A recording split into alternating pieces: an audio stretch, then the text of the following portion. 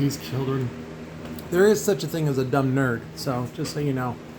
I don't know, I'm getting a lot of blowback on the JL bashing, as they say. But really, I just have an opinion about them. If they weren't so arrogant and they weren't so expensive, guess what? I wouldn't pick on them.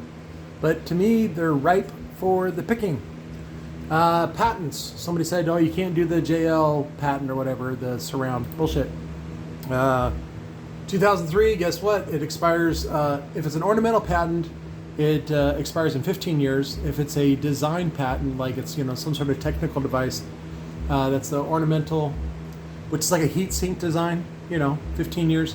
If it's an ornamental design or a structural design like this one, this isn't even the W7, but this is the W7 clamp. That's what's patented. I don't think they patented the actual surround, just the clamp.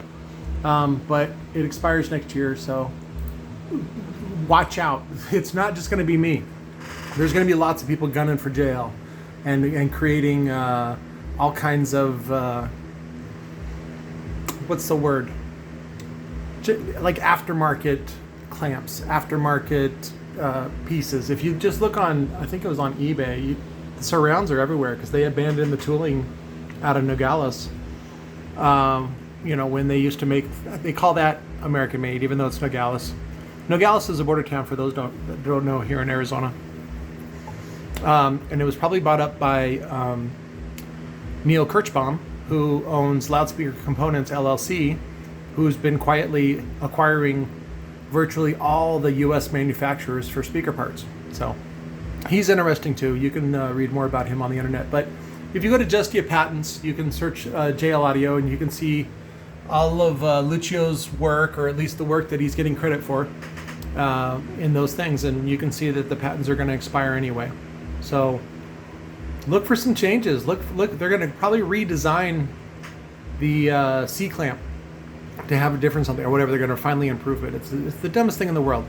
And it doesn't even work that great, and it's expensive, and it's very expensive buying those replacement parts.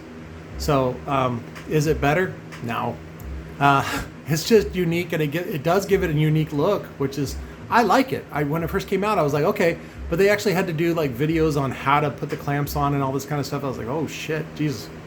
You got to be a trained technician to take this subwoofer out, which is what they wanted, which is what JL wants, because it's like what Apple did with the Genius Bar. They're like, you're dumb, pay us money to to change out your $20 hard drive for $400. So that's what the Genius Bar is, and that's what JL wants to do. They think you're dumb, and they assume everybody's dumb until you prove otherwise, which is what the system does anyway, right? You're assumed that you're a slave and that you're property until you can prove otherwise. So thanks for the slavery, JL. Love you.